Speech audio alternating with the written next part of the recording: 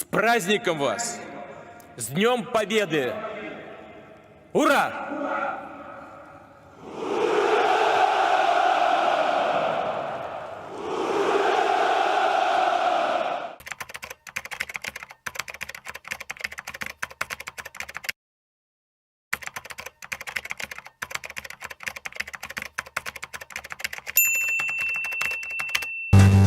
Dalam bernegara, Amerika menggunakan strategi banyak muka untuk menaklukkan negara lain. Catatan yang kita sepakati adalah negara Amerika itu negara agresor. Banyak alat mereka untuk melakukan agresi dengan smart power-nya, seperti atas nama demokrasi, atas nama HAM, atas nama peacekeeping, menggunakan kekuatan dolar dan kendali negara lain dengan hutang memakai IMF, memakai World Bank, serta lembaga rating. Pengusaha besar Amerika melakukan hostile takeover ala Wall Street milik swasta untuk makan swasta negara lain. Private equity army dan defense kontraktor masuk ke sebuah wilayah sebelum kemudian mengambil sumber daya alam suatu negara, dan itu banyak sudah dilakukan. Libya disikat, Irak disikat, dan banyak negara lagi. Kemudian sisi lain, Tiongkok juga sama di dalam melakukan agresi ekonominya demi menghidupkan 1,5 miliar penduduk Tiongkok. Tiongkok memakai 3 instrumen utama, yaitu mengendalikan hukum sebuah negara, mengendalikan media di negara yang akan dia incar,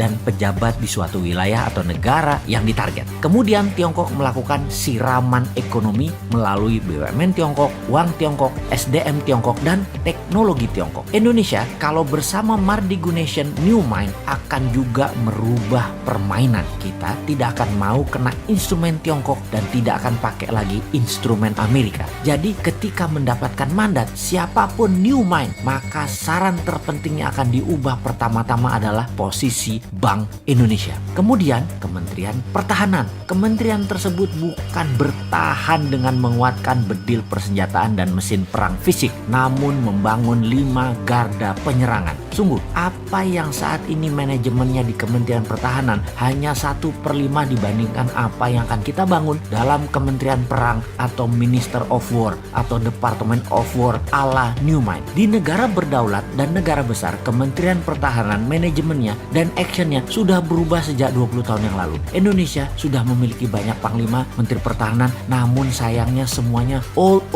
mind, kunonya kebablasan. Sekali lagi, ke depan bukan lagi Department of Defense, itu hanya satu di antara 5 pilar Kementerian Perang Republik Indonesia versi New Mind. Dalam Kementerian Perang ada divisi propaganda luar negeri, ada divisi ekonomi luar negeri, ada divisi telekomunikasi, IT, warfare by others means, atau berbagai jenis perang seperti perang sel, terorisme, biological warfare, dan counter insurgency warfare akan melengkapi selain saat ini yang kita punya 3 matra militer, darat, laut, udara. Panglima tentara adalah wamen atau wakil menteri, atau bisa juga merangkap sebagai menteri pertahanan tergantung kebutuhan dan situasi serta kemampuan individu panglima tersebut. Dimana kalau panglimanya juga menteri perang, wamennya dari instrumen lain yaitu sipil yang berpengalaman luar negeri. Itu bisa juga.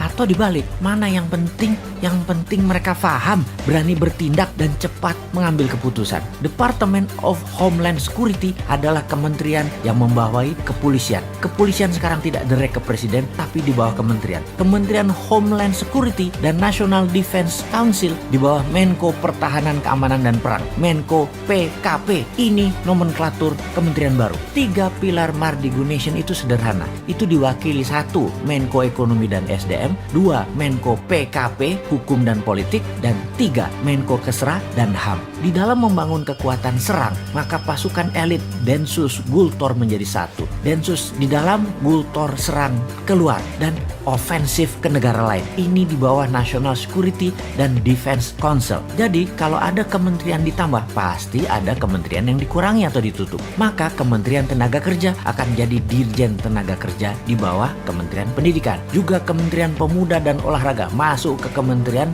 Pendidikan. Kementerian Sosial akan hilang, langsung dikasih ke Pemda, dinas sosial di pemerintahan daerah masing-masing. Kementerian Peranan Wanita ditiadakan, masuk di bawah Menko Kesra. mesra aktivitasnya. Penggabungan beberapa kementerian juga dilakukan karena keterkaitan lebih mudah koordinasinya di bawah satu payung kementerian. Kementerian daerah tertinggal jadi dirjen di PUPR. Intinya kementerian saat ini akan berkurang 40% jumlahnya. Pastinya Kementerian BUMN akan ditutup. Perusahaan BUMN dikurangi jadi di bawah 20 dari 800 BUMN saat ini. Akan di-merger, ditutup, dijual ke publik IPO hingga mayoritas 100% dijual. BUMN langsung berada di bawah kementerian terkait. Misalnya Pertamina dan PLN di bawah Kementerian ESDM. Jadi New Mind akan mengembalikan semua fungsi alat negara sesuai Undang-Undang Dasar 45, di mana kementerian adalah jabatan politik dan sebagai regulator, tidak lagi sebagai operator.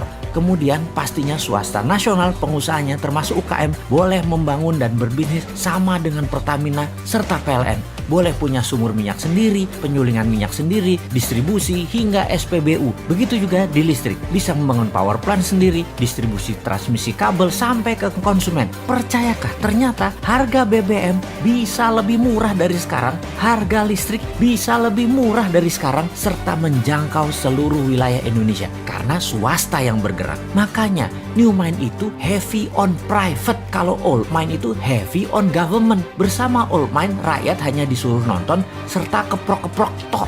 Bersama New Mind UKM terbang menaklukkan dunia.